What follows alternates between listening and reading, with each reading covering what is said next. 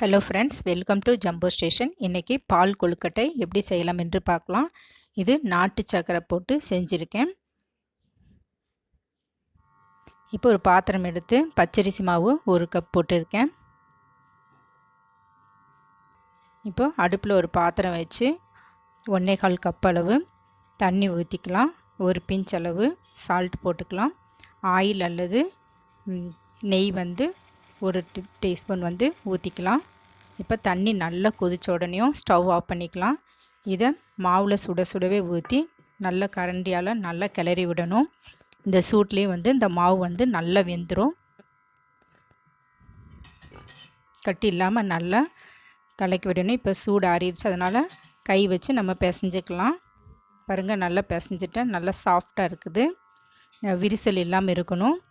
இப்போ சின்ன சின்ன உருண்டைகளாக அதை பிடிச்சு எடுத்துக்கணும்.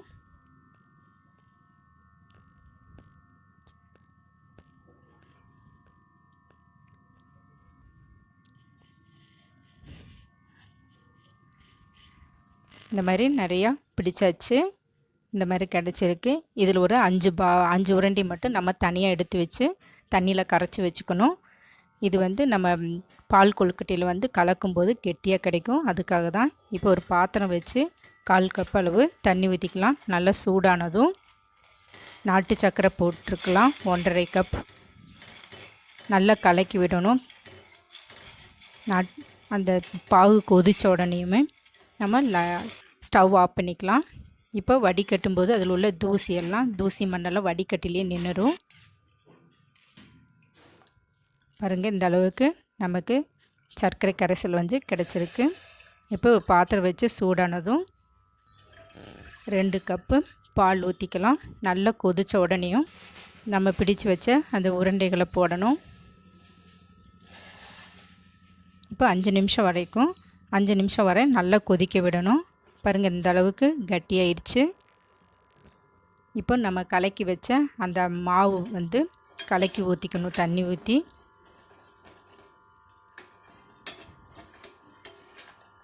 இப்போ நல்லா கட்டியாக கிடைக்கும் நமக்கு. இப்போ சர்க்கரை கரைசலை நம்ம ஊற்றி நல்லா கலக்கி விடணும்.